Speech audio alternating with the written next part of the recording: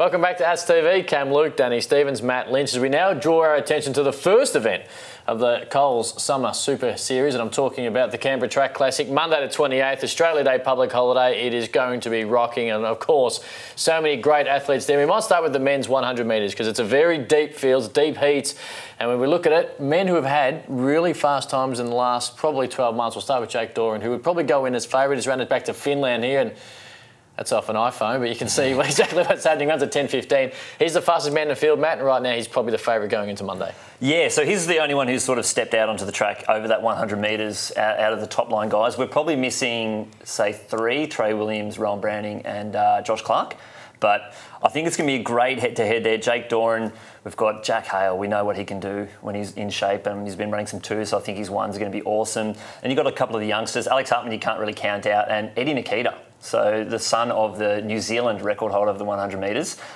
He went over to New Zealand, ran a PB, 10.50, and he's been running some awesome twos. So it's effectively a home meet for him, and he's always wearing the ACT kit when he turns up. So I think he'd be pretty pumped. If you look at this situation as well, we've spoken about Doha and spoken about Tokyo, huge 18 months, which Danny has mentioned, but there's relay spots up for grabs as well, because this is a really huge opportunity for a couple of these guys, and you mentioned some missing names, but as the Australian summer of Aths really heats up, there's going to be relay spots in that 4x1 that could mean you find yourself in Doha in a World Championship team. Well, exactly, and the head-to-head victories, I think, really plays a part in it. You know, not everyone wants to race all the time, but I think it's good that these guys get out there and push each other to another level. World Relays are in May in Yokohama, so they're normally in Bahamas, and that's a pretty big flight. They normally got to go to LA, Florida, over to Nassau in Bahamas, when Yokohama's an 8-hour flight straight up. You don't change time zones, and I think the team's already qualified for that event, so it's just who do they take. Have you ever competed in the Bahamas, Danny? No, I haven't been so lucky. Look, you're right. It's not easy in transit to get there, but it is fun when you do finally get there, I have no doubt. And look, you're seeing a lot of these athletes back it up from the 100 to the 200 as well and go the double. Are we talking Jack Hale, who you touched on, has been running some 200s? Does he go in as probably the man to beat? He would. So at 20.62, here he's running his 10.21 in Mannheim in 2016, taking the Trey Williams record at the time that he ran in only a few months earlier than that. But yeah, 20.62, I think, down in Geelong in December. So he's got the fastest time coming in. You've got, again, Alex Hartman. He's won the last 4 national championships, I think, over the 200 metres. Again, big Eddie Nikita from the ACT ran 20.83.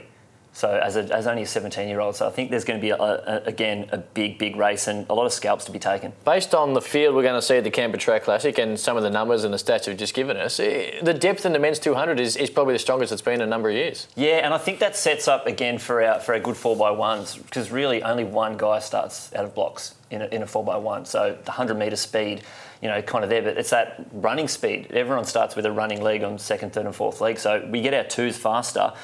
Our 4x1s are going to drop, and we could get medals. As we head to the field events of the Canberra Track Classic on Monday, it's dominated by one man. Curtis Marshall had an outstanding, almost no better 2018 he could have. It's a small field, but as we look back to the Gold Coast where he was able to take that gold medal, Danny, it was something that set him up for right now the highest profile pole vaulter and the best pole vaulter in the country. Yeah, it was a fantastic night there at the Commonwealth Games. I was competing in the discus at the other end at the time, but there were times where I looked over and, you know, thought, what's the crowd cheering at? And there was Curtis Marshall flying high over the bar there. So he's had a fantastic season, had some really good Diamond League performances as well, but unfortunately was injured towards the end of the season.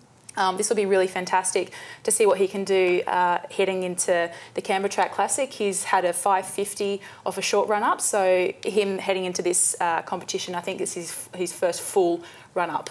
When you're going for gold, is it off-putting when you've got a fellow countryman in this situation down the other end of the field doing what he's doing, and of course the place was buzzing? Does it motivate and spur you on, or does it somewhat distract you from what you're trying to do? No, it actually really motivates you and spurs you on. You kind of see the green and gold going amazingly, and you think, yeah, you get really. I know I got really pumped up, and I know Steve Hooker in 2009. This is going back a fair bit, but he was competing in the final at the World Championships as I was getting my medal, and the Australian anthem was playing in Berlin in 2009. And he said afterwards, he came up and congratulated me and just said, oh, seeing you up there in the green and gold, getting the medal and hearing the anthem just pumped me up so much. So I think the pole vault and other field events really work well with each other, and it was great to see Curtis be really successful on that night. It's pumping me up a little bit, actually, just thinking about it, just on the smallish field. And we do sometimes see this in field events domestically as well, and you would have at some points competed against only 2, 3 or 4 athletes. Does it make your job hard of what you're trying to do, or are you just so focused on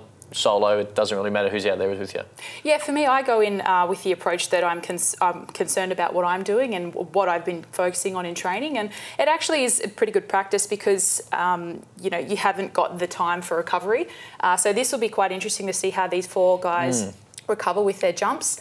But you know, for me, I find that it's good having smaller comps, whereas when you go to World Championships and that, it can be like 35 minutes sometimes between rounds.